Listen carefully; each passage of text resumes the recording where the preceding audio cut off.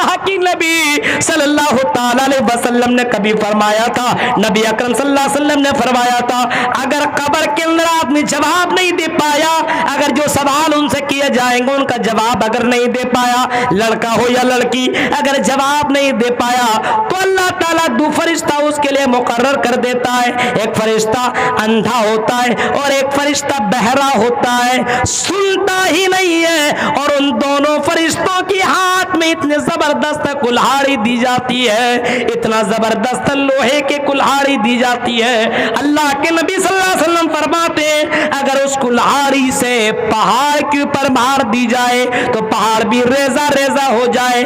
نبی نے فرمایا قبر کے اندر اگر جواب نہ دے پایا، بے نمازی لوگوں، شراب پینے والوں، جوا کھیلنے والوں، اپنے گاؤں اپنے سماج کے اندر بے پردہ ہو کر کے، لپسٹک لگا کر کے اور اپنے ہاتھوں میں چوڑیاں پہن کر کے لڑکوں کو مائل کرنے والیوں، سنو، اگر قبر کے اندر جواب نہ دے سکی تو اللہ کے نبی فرماتے ایسے فرشتے مقرر کیے جاتے ہیں جو فرشتہ اگر پہاڑ کے اوپر مار دے، اگر ایک مرتبہ کلہاڑی مار دے، ایک مرتبہ مار دے، وہ ہتھوڑا مار دے تو پہاڑ بھی چکنا چور ہو جائے، پہاڑ بھی ریزہ ریزہ ہو جائے۔ نبی نے فرمایا اس انسان کے دونوں کانوں کے بیچ کے اندر اسی گدی میں مارا جاتا ہے اور انسان اتنا تیز چیختا ہے، اللہ کے نبی فرماتے انسان اور جنات کے علاوہ کائنات کی جو جانور وہ سب کے سب سنتے ہیں، ان کی چیخنے کی آواز سنائی دیتی ہے۔ میرے بھائیوں،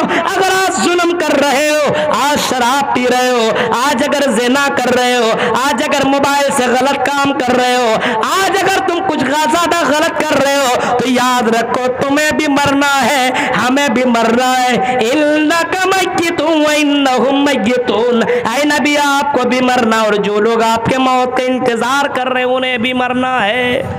میرے بھائیوں، تو نبی اکرم صلی اللہ تعالی علیہ وسلم کے موت اور آپ کے پیغامات سے ہمیں بہت ساری باتیں سیکھنے کو ملتی ہے۔ ایک تو یہ ہے کہ آپس میں اتحاد کے ساتھ رہیے، دوسرا یہ ہے کہ نفرت مت پھیلائیے، تیسرا یہ ہے کہ دعوت کا کام کیجیے، چوتھا یہ کوئی اچھا کام کرتا ہے تو سپورٹ کیجیے، پانچواں یہ ہے کہ حسد مت کیجیے، اور چھٹا یہ ہے کہ آپس میں رہیے تو محبت کے ساتھ، اور ساتھ ساتھ میں اس قبر کو یاد کرنے کی کوشش کیجیے اور اپنے آخرت کو خوبصورت بنانے کی کوشش کیجیے۔ 1.25 گھنٹے کی یہ تقریر میں نے آپ کے سامنے رکھی ہے اور اس سے زیادہ میں نہیں بولوں گا کیونکہ میرے بعد کسی کو آ کر کے تقریر آپ کے سامنے کرنی ہے کافی دیر، اور اتنی رات پروگرام چلانے کا ہونا بھی نہیں چاہیے۔ کئی تقریروں سے میں کہتے چلا آیا ہوں کہ اتنے رات تک اگر کوئی جاگے گا تو بتائیے فجر کی نماز پڑھ سکتا ہے؟ نہیں پڑھ سکتا ہے۔ اور اگر صرف سننا ہے تو سننا تو آدمی موبائل سے بھی سنے گا۔ ابوالکلام سلفی کی تقریریں، اسلامک کانفرنس کو آپ خالی بولیے اسلامک کانفرنس، آ جائے گا فوراً وہ تقریر۔ بہت سارے چینل کے اندر تقریریں موجود ہیں۔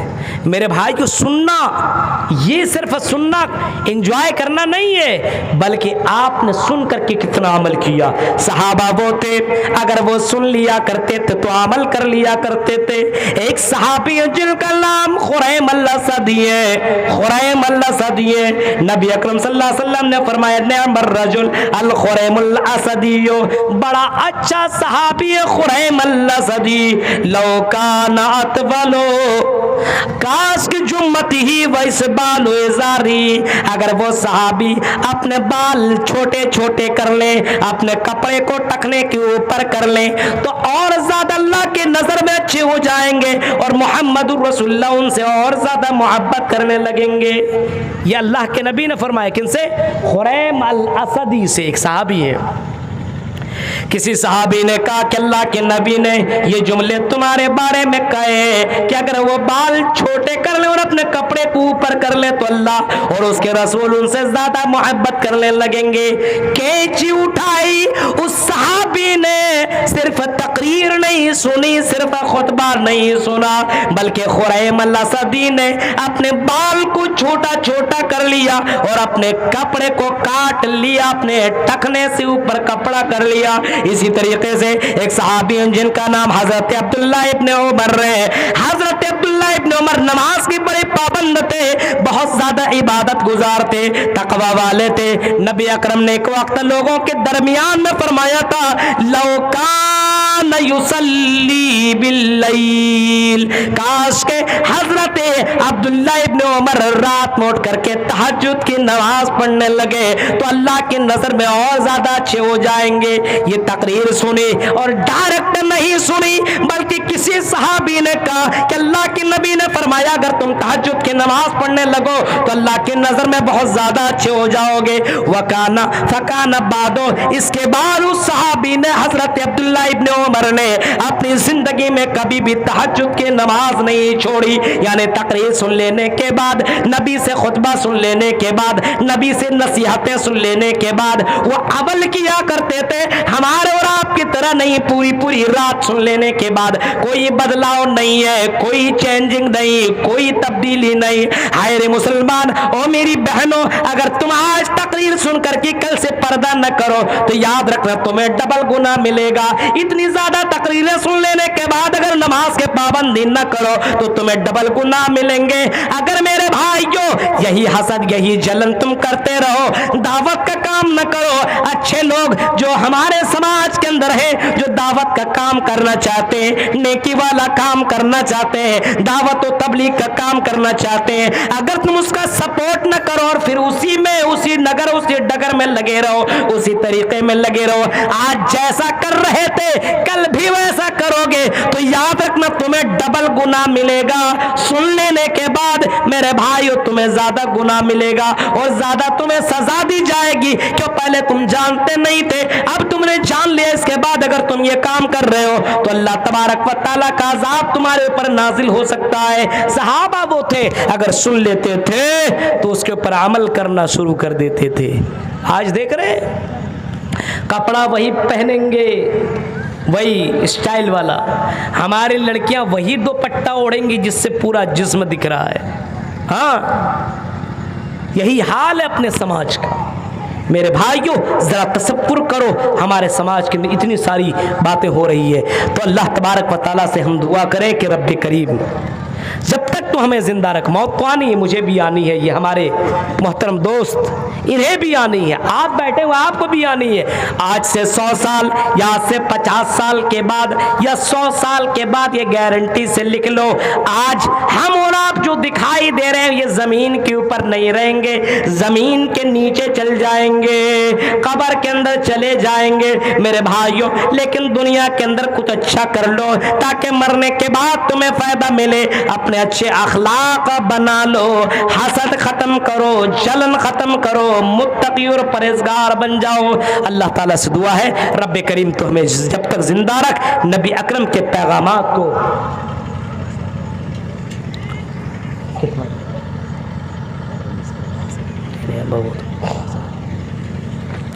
جب تک اللہ تبارک و تعالیٰ زندہ رکھے، اسلام کے اوپر زندہ رکھے۔ نبی کے پیغامات سے ہمیں بہت ساری باتیں معلوم، لیکن اتنے پیغامات سن لینے کے بعد قرآن ہے ہمارے پاس، قرآن کتنے لوگ پڑھ رہے ہیں، کتنے لوگ سن رہے ہیں؟ یہ ربیع الاول کا مہینہ چل رہا ہے جس مہینے میں ہمارے نبی آئے اور اسی مہینے کے اندر ہمارے نبی گئے۔ کتنے لوگوں کو اپنے نبی کی سیرت معلوم ہے؟ کتنے لوگ ہیں؟ ان سے پوچھ دیا جائے نبی کی بیویاں کتنی، نہیں بتا پائیں گے۔ نبی کی بیٹی کتنی، نبی کے بیٹے کتنے، کون کون؟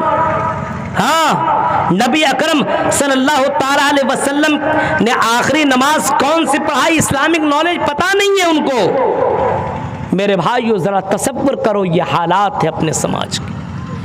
ہم کو لگتا ہے پورنیہ، کٹیہار، کشن گنج ان علاقے میں سب سے زیادہ جلسے ہوتے ہیں، سب سے زیادہ پورے ہندوستان کے اندر سب سے زیادہ، لیکن بگاڑ اگر ہے تو سب سے زیادہ انہی علاقوں کے اندر ہے۔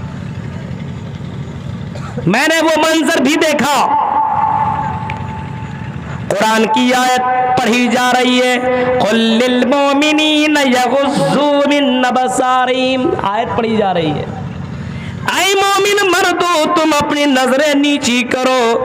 یہ قرآن کی آیت پڑھ رہے ہیں, سن بھی رہے ہیں, لیکن ادھر سے کوئی لڑکی گزر رہی ہے, نظریں اوپر ہو رہی ہے, اس لڑکی کے اوپر نظریں چڑھائی جا رہی ہے, اور وہ لڑکی بھی اپنے نظروں سے اشارہ کر رہی ہے. اور قرآن کی آیت امام صاحب پڑھتے ہیں وَقُلْ لِلْمُؤْمِنَاتِ يَغْضُضْنَ مِنْ أَبْصَارِهِنَّ, اے مومنہ عورتیں تم بھی اپنی نظریں نیچی کر. یا نساء النبی, اے نبی کی بیوی ہو, یا یہ کہہ لو اے مسلمان عورتوں, اے مسلمان لڑکیوں, جب تم گھر سے باہر نکلو تو اپنے خوبصورتی کو ظاہر نہ کرو, پردے میں نکلا کرو. لیکن آج جب تک میک اپ کر کے, خوشبو لگا کر کے, جب تک اچھے کپڑے پہن کر کے نہ نکلے تب تک اسے چین نہ آئے. نبی اکرم صلی اللہ علیہ وسلم کے پیغامات ذرا دیکھو میرے بھائیوں. نبی کی بیوی ہے, نبی کی بیٹی ہے, ان سے کبھی سیکھنے کی کوشش کرو. نبی کی ایک بیوی ہے جن کا نام زینب بنت جحش ہے, نبی کی بیوی ہے, ان کو کیا ضرورت تھی عبادت کرنے کی, ان کو کیا ضرورت تھی قرآن کی تلاوت کرنے کی, ان کو کیا ضرورت تھی اللہ سے معافی مانگنے کی, لیکن رات کی تاریکی میں وہ رات رات پر نماز پڑھا کرتی تھی, توبہ کیا کرتی تھی, اور ایک رسی اپنے گردن سے اپنے ہاتھ سے باندھ لیا کرتی تھی. جب اسے نیند آتی تھی تو گردن کھینچ جایا کرتی تھی, جس کی وجہ سے ان کی نیند ٹوٹ جایا کرتی تھی, اور پھر وہ عبادت کیا کرتی تھی. اس طریقے سے وہ رو رو کر کے اپنے گناہوں سے معافی مانگ لیا کرتی تھی. میرے پیارے ساتھیوں, لیکن آج ہمارے سماج کے اندر ذرا غور کرو, آج ہمارے سماج کی لڑکیوں کو دیکھو. اگر ہمارا سماج گندا ہے, سماج کے اندر گڑبڑی ہے, تو اس کے اندر لڑکوں کا بھی بہت بڑا ہاتھ ہے, تو لڑکیوں کا بھی بہت بڑا ہاتھ ہے.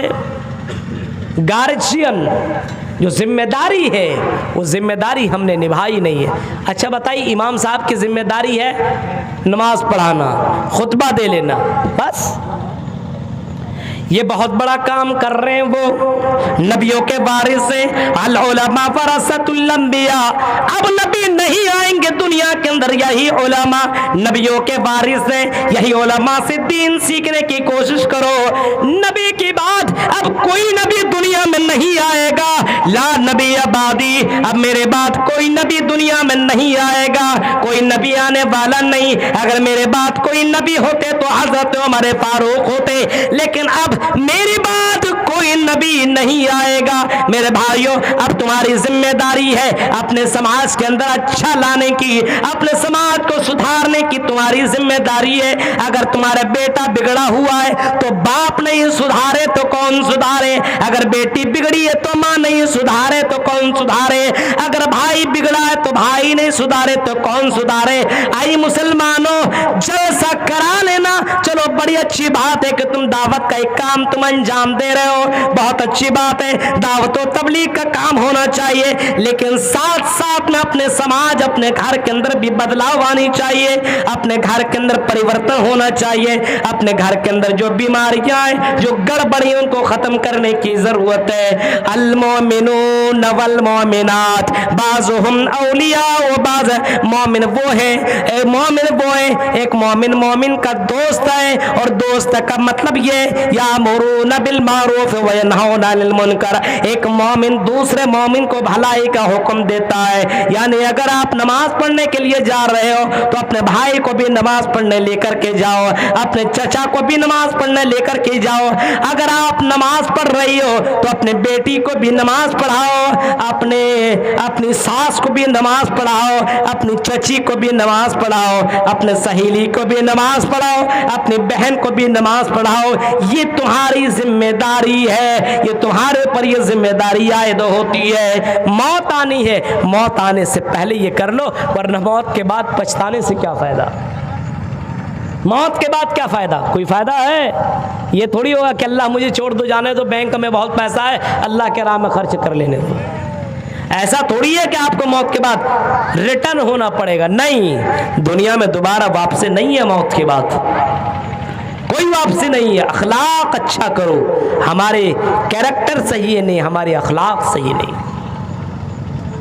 مسلمانوں کے اندر بہت ساری گڑبڑیاں آ گئی ہیں میرے بھائیوں.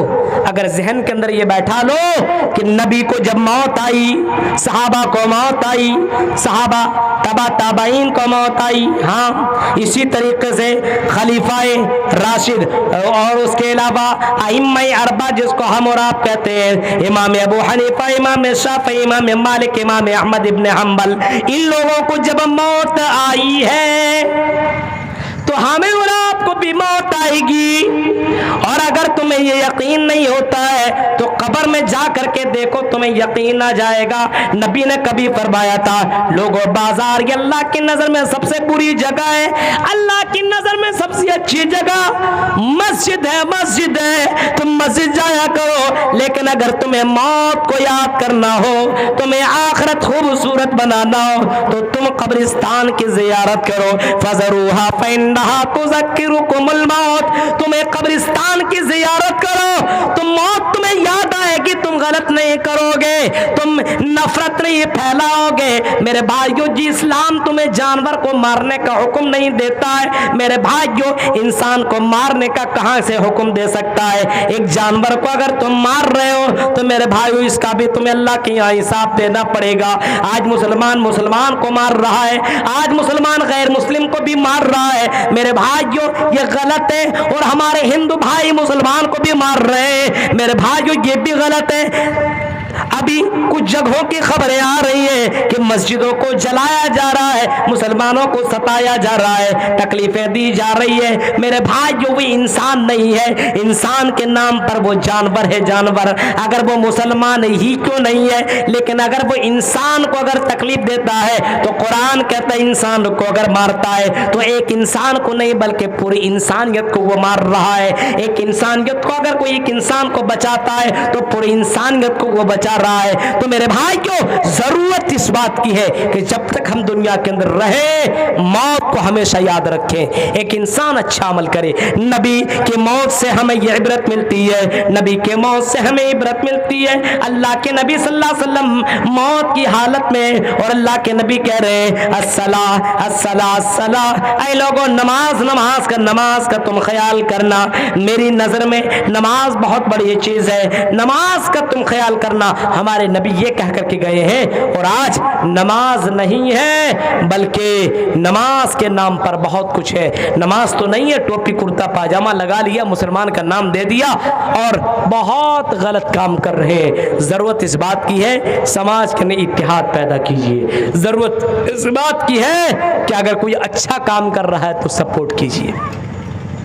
سپورٹ لن تنالوا البر حتی تنفقوا مما تحبون. اپنی پسندیدہ چیزوں کو اللہ کے راہ میں خرچ کیجئے. وتعاونوا علی البر والتقوی، نیک کاموں میں اور اچھے کاموں میں تم سپورٹ کرو. ولا تعاونوا بالاسم والعدوان، اور برائی میں اور غلط کاموں میں دشمنی میں تم سپورٹ نہ کرو. یہ تو قرآن بھی کہتا ہے، لیکن آج مسلمان یہ نہیں دیکھتا کہ اچھا ہے کہ برا ہے پھر بھی سپورٹ کرتا ہے کیونکہ میرا آدمی ہے. یہ غلط ہے میرے بھائیوں. غلط چیزوں کا کبھی بھی سپورٹ مت کرو.